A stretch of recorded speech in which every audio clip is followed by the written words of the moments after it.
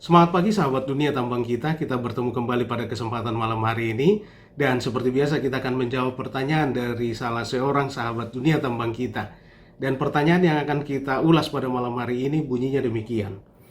Izin mohon arahan supaya saya kuat menjelaskan kepada customer atau owner, berarti menjelaskan kepada pemegang IUP. Berarti bisa kita simpulkan bapak atau ibu yang sedang bertanya ini bekerja di perusahaan jasa atau kontraktor. Terkait operator alat angkat. Operator alat angkat kami rata-rata baik CEO atau kartu operator sudah expired.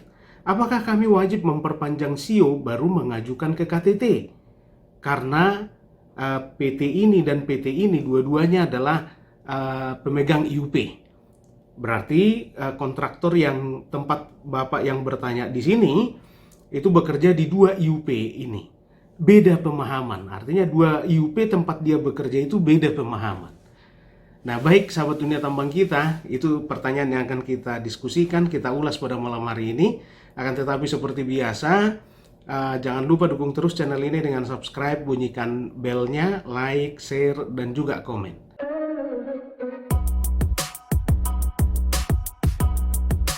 Kalau kita lihat pertanyaan tadi, bahwa yang inti yang ditanyakan adalah masalah SIO, surat izin operator.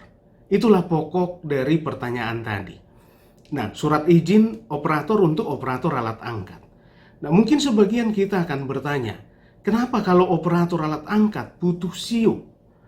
Sedangkan untuk operator kendaraan atau operator alat pemindah tanah atau alat berat tidak butuh SIO. Nah, mungkin itu pertanyaan yang sering muncul sahabat dunia tambang kita, karena memang ada perlakuan yang berbeda.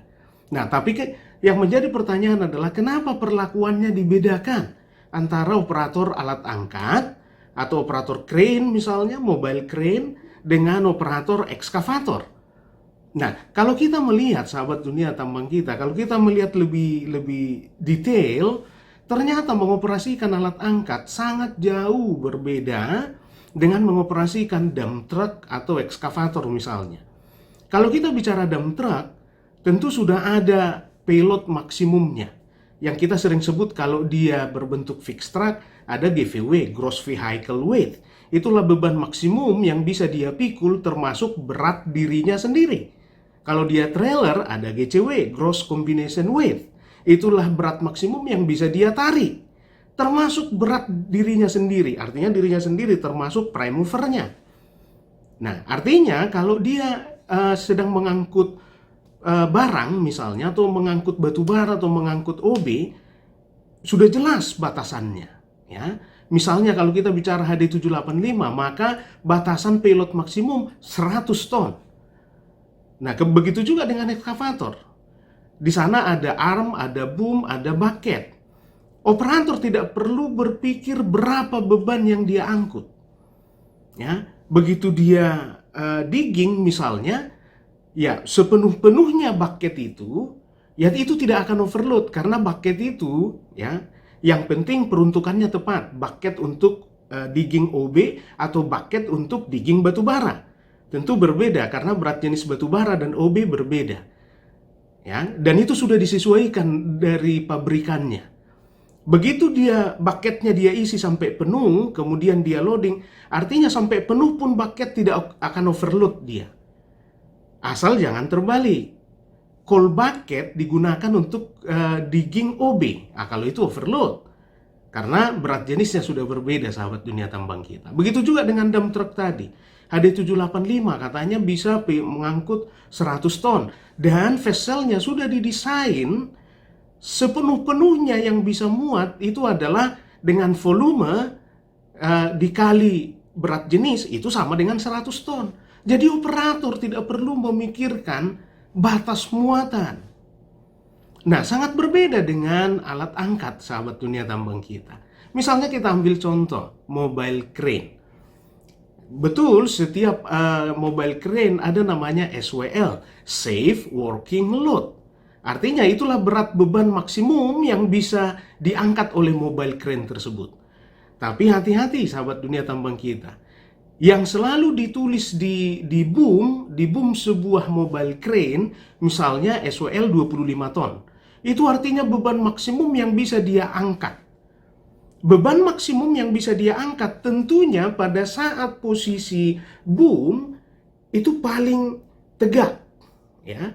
Atau sudutnya terhadap garis horizontal itu paling besar, paling tegak. Disitulah sebuah mobile crane bisa mengangkut paling maksimum kalau boomnya paling tegak. Artinya beban yang diangkat paling dekat dengan center of gravity dari si mobile crane. Tidak jauh-jauh dari center of gravity mobile crane. Karena kalau jauh nanti terjadi lengan gaya yang panjang sehingga momen jadi besar. Karena momen sama dengan gaya dikali lengan. Semakin rendah, ya, semakin rendah arm atau semakin kecil sudut antara arm atau boom dengan garis horizontal, maka beban yang diangkat semakin jauh dari center of gravity mobile crane. Berarti terjadi momen yang semakin besar. Oke? Nah, artinya tadi kalau disebut SWL sebuah mobile crane 25 ton, itu pada saat boomnya paling tegak. Oke? Nah, sementara boom pada sebuah mobile crane itu pasti harus berubah-berubah. Kenapa berubah? Karena dimensi beban yang diangkat, semakin besar dimensi beban yang diangkat, tentu dia harus semakin landai.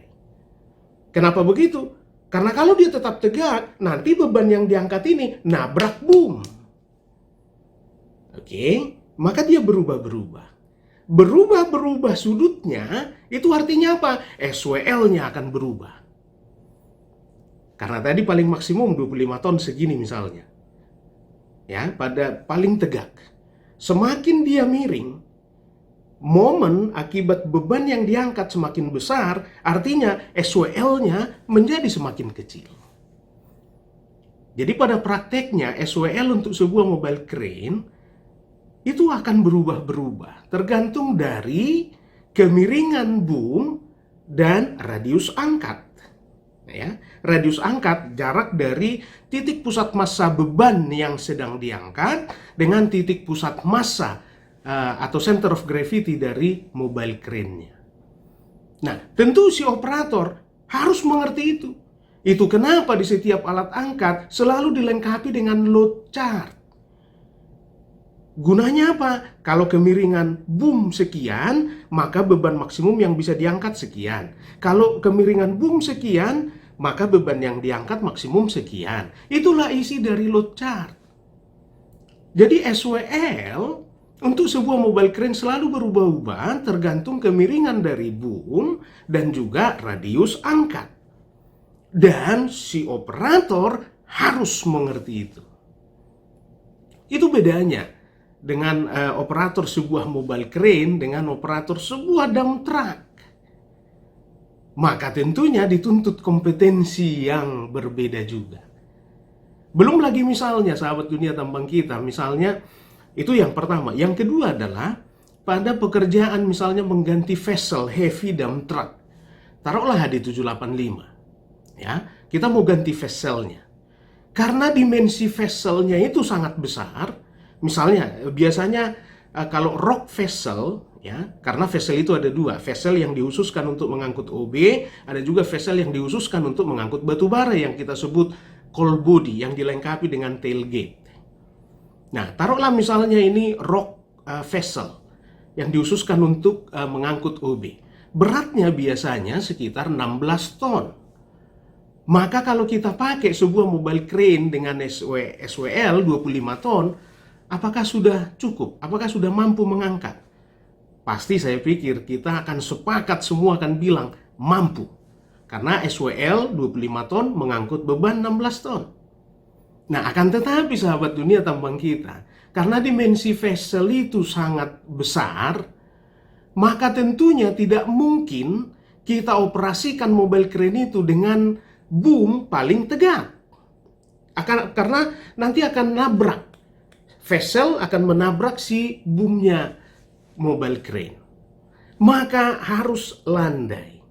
Dan ingat tadi yang kita bahas di poin yang pertama. Begitu dia landai, SWL-nya harus turun. Nah, permasalahannya adalah landai seberapa landai? Ya bisa kita ukur dari dimensi beban uji atau beban angkat maksud saya.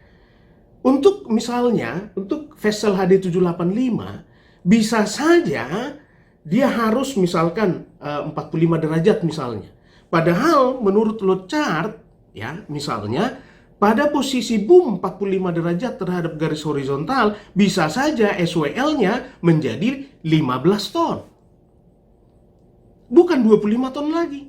Karena 25 ton tadi pada kondisi paling tegak. Begitu 45 derajat bisa jadi 15 ton. Tergantung kita lihat nanti load chart.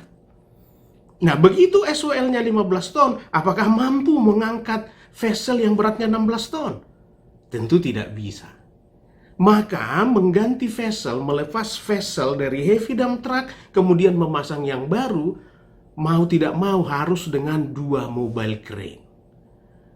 Nah, mengoperasikan 2 mobile crane untuk mengangkut satu beban tentu sangat berbahaya. Diperlukan koordinasi yang luar biasa di antara 2 operator dan juga di antara 2 rigger. Rigger itu asisten dari operator. Ya. Jadi dituntut kompetensi yang berbeda. Nah, belum lagi yang ketiga misalnya, ya, betapa spesialnya operator alat angkat ini. Yang ketiga misalnya, pada saat diangkat, beban diangkat, semakin besar beban yang diangkat, semakin besar massanya maksud saya, atau semakin berat beban yang diangkat, semakin tinggi pengangkatan, tentu bahaya akan semakin besar. Maka diperlukan teknik pengikatan yang harus teliti, yang harus dipastikan aman. Maka seorang operator, ya, operator alat angkat tidak hanya mengoperasikan sebuah alat angkat. Dia harus juga menguasai pengikatan. Belum lagi sahabat dunia tambang kita, yang keempat ini, karena tadi misalnya boomnya mobile crane itu pasti selalu miring. Tidak akan pernah tegak 90 derajat terhadap garis horizontal, karena kalau tegak berarti beban sudah nabrak boom, ya, dan tidak akan pernah datar 0 derajat terhadap garis horizontal. Kenapa begitu? Karena nanti radiusnya jadi sangat besar, momen menjadi sangat besar, maka akan selalu miring. Padahal beban yang diangkat selalu tegak lurus terhadap landasan. Artinya apa? Tegangan yang terjadi pada struktur boom bukan hanya tegangan normal. Akan selalu terjadi di sana tegangan geser. Nah, begitu terjadi tegangan geser dan tegangan normal, kombinasinya akan sangat memungkinkan terjadinya patah struktur atau retak. Jadi tidak hanya sekedar seperti mengoperasikan sebuah dump truck atau trailer di mana bebannya selalu tegak lurus terhadap struktur. Jadi begitu sahabat dunia tambang kita. Artinya sekali lagi saya ingin menjelaskan bahwa betapa spesialnya seorang operator alat angkat, sehingga dibutuhkan kompetensi yang tinggi. Itu kenapa dibutuhkan SIO selama ini, surat izin operator. Jadi itu bedanya. Sedangkan kalau kita bicara operator kendaraan atau operator alat pemindah tanah atau alat berat, sesuai dengan Kepdirjen Minerba nomor 185 tahun 2019, halaman 179 dan halaman 181 cukup diuji oleh kepala teknik tambang, yang sering kita sebut sebagai uji simper.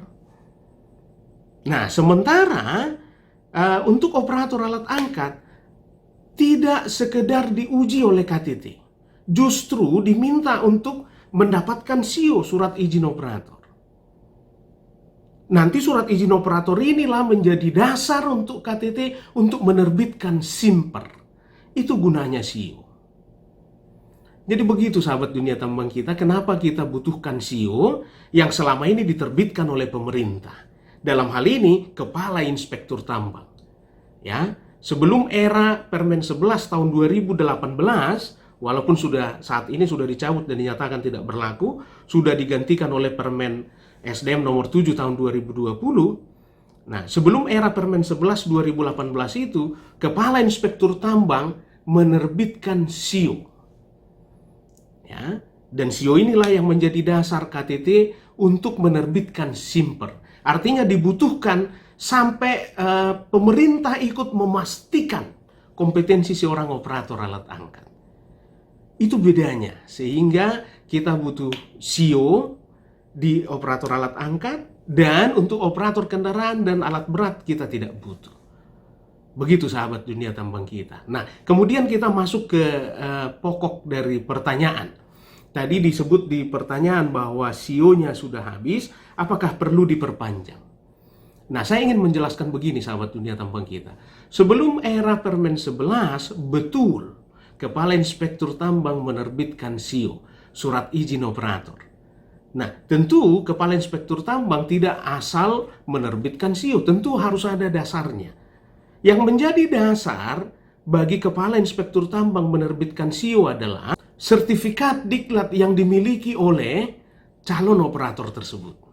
Artinya, si operator tersebut harus didiklatkan dulu, ya, ikut diklat operator alat angkat, kemudian mendapatkan sertifikat, kemudian berdasarkan sertifikat itu, Kepala Inspektur Tambang menerbitkan SIO.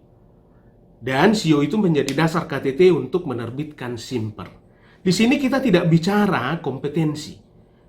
Ya, karena sekali lagi kita ingatkan yang boleh menerbitkan sertifikat kompetensi adalah LSP. Sementara di era sebelum Permen 11 belum ada LSP. Sahabat dunia tambang kita, pertanyaannya sekarang adalah bagaimana setelah era Permen 11 tahun 2018? Maka perlu kita lihat di Dirjen Minerba nomor 185 tahun 2019, tepatnya di halaman 80 angka 2B. Di sana disebutkan bahwa untuk alat angkat, orang yang mengoperasikan, kemudian orang yang memperbaiki, dan orang yang merawat, serta orang yang melakukan inspeksi, itu harus masuk kategori tenaga teknis pertambangan yang berkompeten. Nah, yang menjadi catatan di sini adalah ada kata-kata orang yang mengoperasikan. Berarti operator alat angkat harus masuk kategori tenaga teknis pertambangan yang berkompeten. Nah, pertanyaannya sekarang, siapa itu tenaga teknis pertambangan yang berkompeten?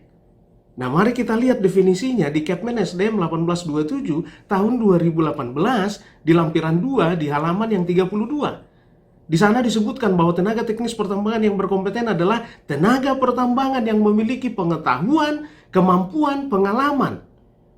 Ya, sekali lagi, pengetahuan, kemampuan, dan pengalaman, serta sertifikasi khusus untuk area kerja yang sudah tersedia standar kompetensi kerjanya. Karena sebagaimana kita ketahui bersama, sertifikat kompetensi itu hanya bisa diberikan oleh LSP. Tentu LSP dapat melakukan sertifikasi kalau sudah tersedia standar kompetensi kerja. Itu kenapa disebutkan sertifikasi atau sertifikat kompetensi hanya untuk area yang sudah memiliki standar kompetensi kerja. Itulah tenaga teknis pertambangan yang berkompeten. Nah, berdasarkan halaman 32 ini, maka dibuatlah syarat untuk menjadi atau masuk kategori tenaga teknis pertambangan yang berkompeten sebagaimana di Kepmen SDM 1827 tahun 2018 di halaman 36. Di sana disebutkan syarat tenaga teknis pertambangan yang berkompeten harus memiliki sertifikat kompetensi.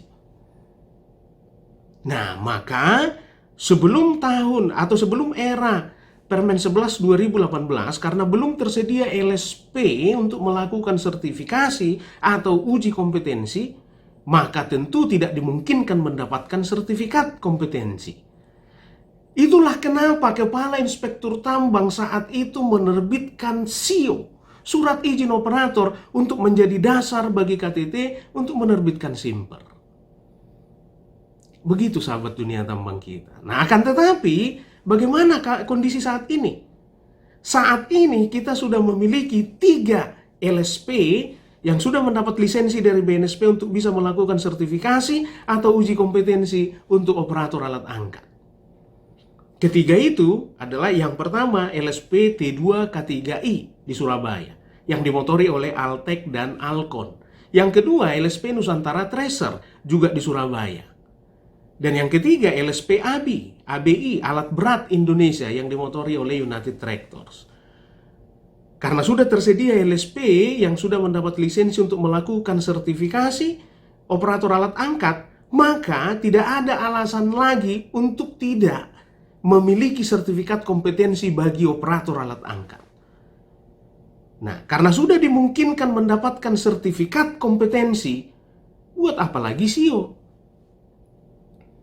Karena sertifikat kompetensi yang diterbitkan oleh LSP itu sudah cukup menjadi pegangan bagi KTT untuk menerbitkan simper. Jadi begitu sahabat dunia tambang kita. Jadi saat ini Kepala Inspektur Tambang tidak lagi menerbitkan SIO. Nah, terus kalau seperti pertanyaan tadi, SIO-nya sudah habis, apakah kami harus memperpanjang? Memperpanjang kemana? Orang Kepala Inspektur Tambang tidak lagi menerbitkan SIO. Oke, kita akan perpanjang ke Naker, Pak. Hati-hati, PP 19 tahun 1973 masih berlaku. Bahwa pengawasan pengelolaan keselamatan di industri pertambangan dilakukan oleh Menteri Pertambangan. Ya, tentunya melalui Inspektur Tambang. Artinya menjadi tanggung jawab Menteri Pertambangan yang saat ini disebut sebagai Menteri SDM terkait pengelolaan keselamatan di pertambangan. Nah, termasuk sertifikat kompetensi untuk operator alat angkat ini, termasuk SIO ini dalam rangka pengelolaan keselamatan. Ya, jadi kesimpulannya sahabat dunia tambang kita, satu, saat ini KAIT atau Kepala Inspektur Tambang tidak lagi menerbitkan SIO. Nah, terus apa dong yang menjadi dasar KTT untuk menerbitkan simper bagi operator alat angkat? Maka yang kedua, yang menjadi dasarnya adalah sertifikat kompetensi yang diterbitkan oleh LSP tadi. Jadi begitu sahabat dunia tambang kita. Nah, mungkin ada pendapat yang berbeda atau misalkan praktek-praktek yang berbeda di perusahaan masing-masing.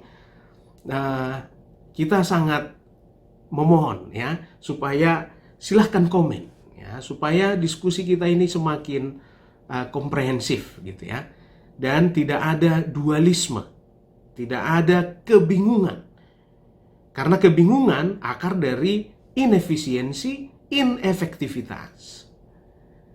Jadi ya saya pikir sudah terjawab pertanyaannya ya, bahwa tidak perlu diperpanjang. Akan tetapi yang menjadi dasar penerbitan simper untuk operator alat angkat adalah sertifikat kompetensi. Dan ditunggu komennya sahabat dunia tambang kita. Kalau ada pendapat yang berbeda atau masukan atau saran, silahkan. Atau kalau ada yang mau sharing bagaimana di perusahaannya masing-masing. Ya. Baik, sampai di sini pertemuan kita sahabat dunia tambang kita, dan tidak lupa berita hari ini ternyata masih ada penambahan kasus corona ini sekitar 600-an. Maka mari kita dukung terus program pemerintah dalam rangka mengendalikan penyebaran virus corona. Dan mari kita serahkan segala sesuatu kepada Tuhan yang Maha Kuasa. Badai pasti berlalu.